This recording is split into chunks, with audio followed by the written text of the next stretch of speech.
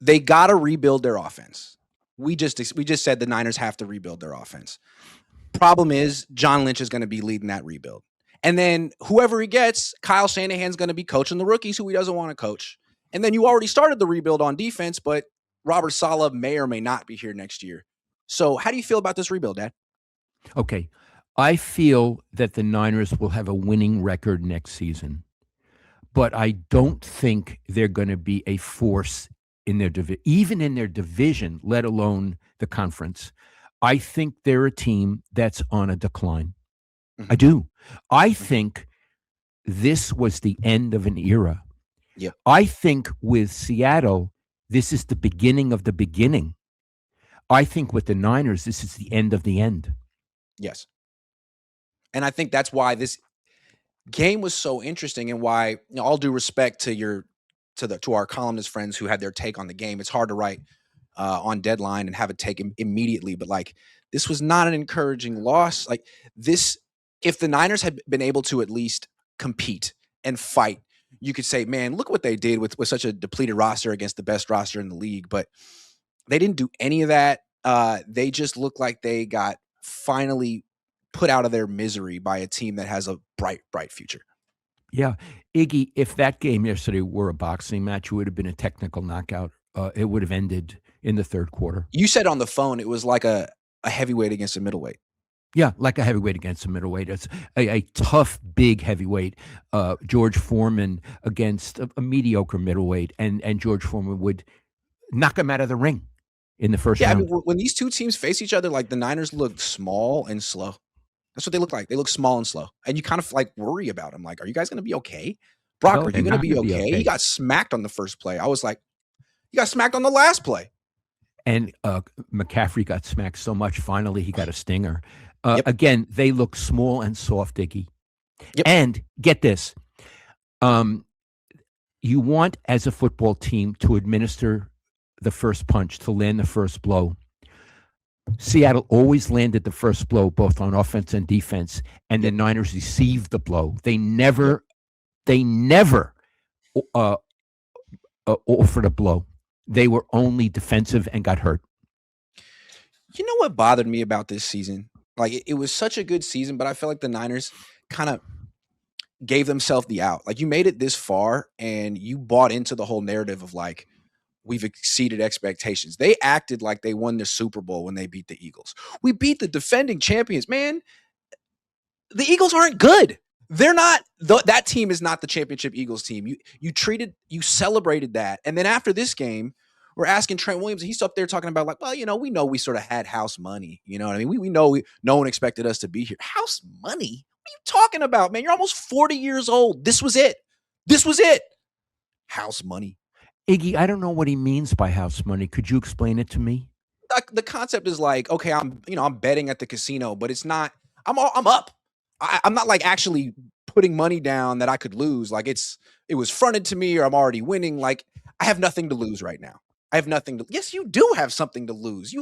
Your whole season is over, and your whole window is shut, and now you have to rebuild, and you're not going to be part of that, Trent. Also, they lost the game.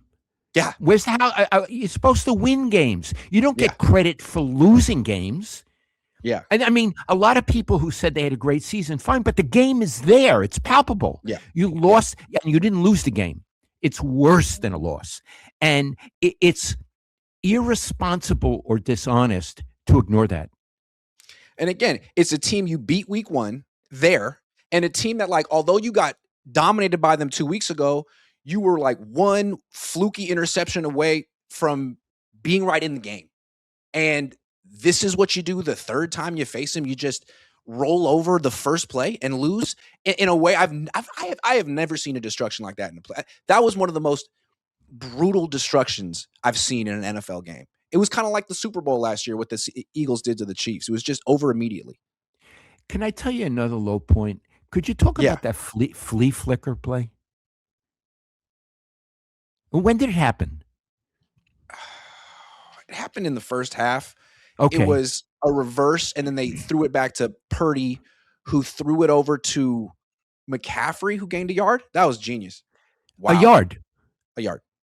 You could You know get who a didn't do yard anything like that? The Seahawks. That's because they didn't have to. They didn't have to. But that flea flicker, you could get a yard falling on your face. You know, I should have known the Niners were going to lose.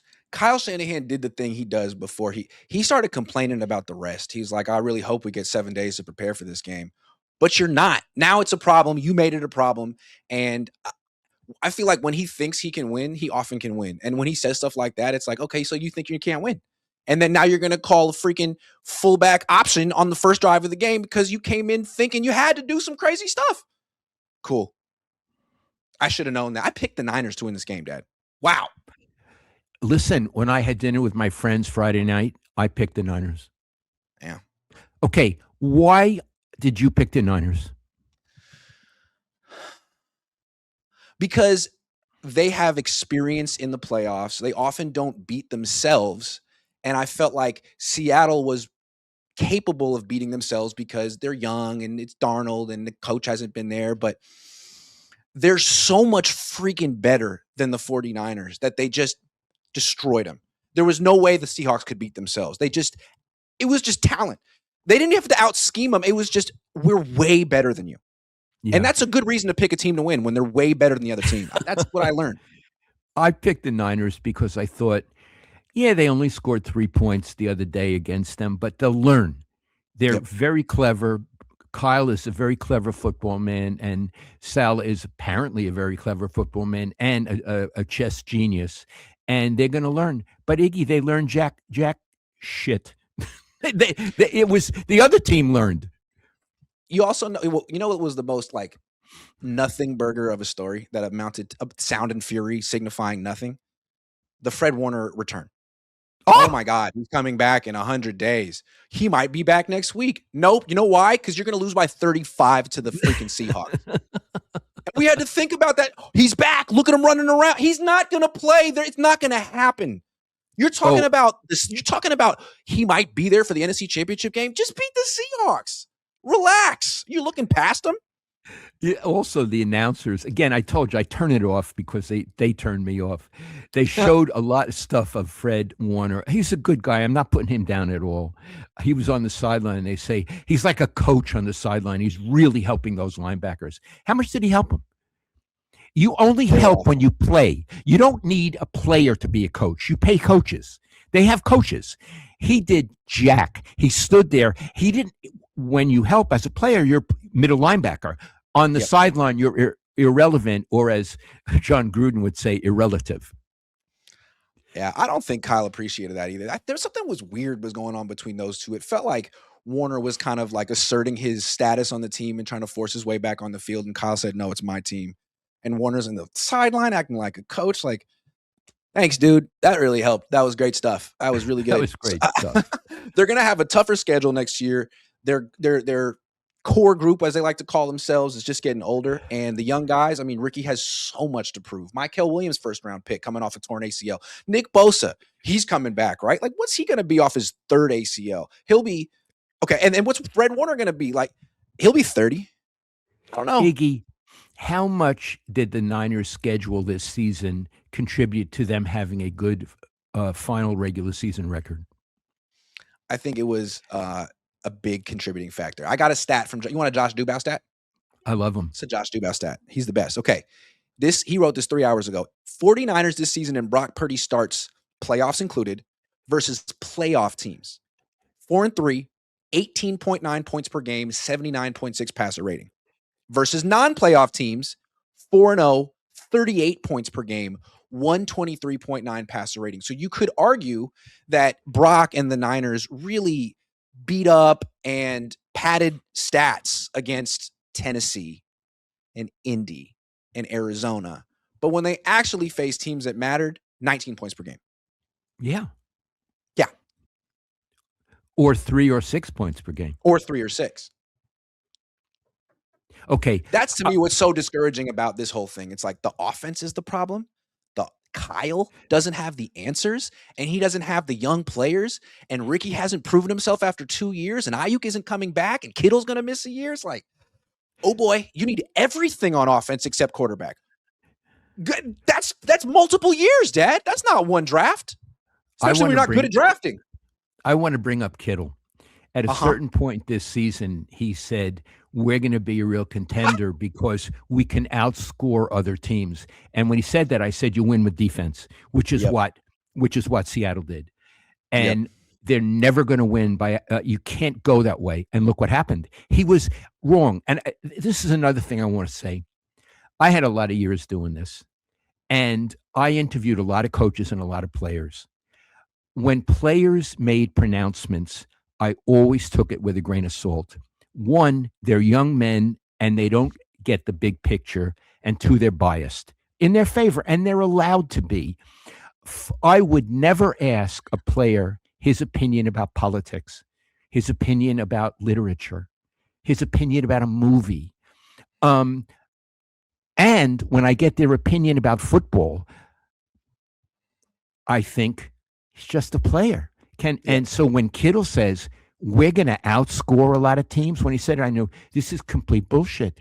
And either he's lying or he simply doesn't know what he's talking about. And he clearly didn't know what he was talking about.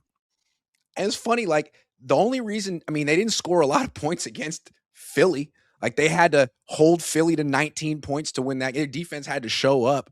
And like if the Niners had lost to the Seahawks, we're talking about why this loss was worse than a regular loss. If they had lost this game 41-30, then you'd say, hey, man, that's a great season. That's a great loss. Like the offense showed up, played well against a good defense. It's just that the Niners defense had injuries. Guys are coming back. Wait for next season. But like 6 points. I mean, yeah. Yeah. It's just bad. Anyway. And Iggy, another thing, some of the columns I read, it seemed like the writers felt sorry for the 49ers, Yes. felt Yes. sorry for them. Now, I Uh-huh. want to say something. When I was a journalist, I'm retired 10 years. There were some players I liked. Yeah. I liked. I mean, I was never friends. Iggy, you know, I was never friends with players. They never came to our house, but I liked them.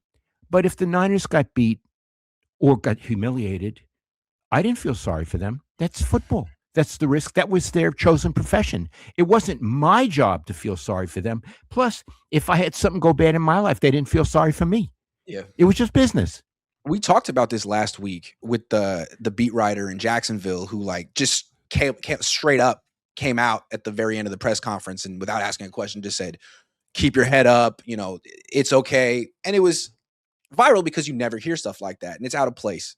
But essentially what a lot of people did for Kyle and this team is sort of overly empathize with their narrative and their story, which is like not your job.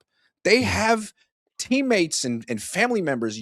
I mean, I think your job as a journalist and what I tried to do in the press conference is you got to ask about why they lost. You could commiserate with them privately later, I guess, if you want to. But I asked like, Kyle, you've had a really good offense for a long time, but you've gotten Seattle seems to have your number. Why is that? Why can't you score a touchdown against Seattle, Kyle? I mean, that's one of the questions. As I you could would have go asked play it. for play, but I think big picture, man, like they own you. Why? And I he would have didn't give a asked it. snarky answer. He gave a long answer because it is the question. And he said they have a very good defense. I heard that. They They have do. a very good defense. And Iggy, I was listening. And when you asked that question, I was proud because it's a question I would have asked and Ira Miller would have asked. And you asked it in a polite way. And you weren't there to commiserate. You were there to learn. Yeah. What can you say about, how far you've made it given all the adversity you've had? I'm not asking that question. No. And I have another question for you because we're getting toward the end, right? Because these games are starting soon. Yes. I have another question. Sure. I read the comments, and some people are going to say that you and I are haters because of how we've been very critical. Do you feel in this broadcast you have been a hater? No, I don't think so. And again, if this game had been not a 35-point defeat, we had said last, like, this is a successful season no matter what. I didn't expect a loss like this. And the whole point of the show is to explain why losing this badly means something. And it's Right. not good. And it's worse than a regular loss. It's a franchise defining loss.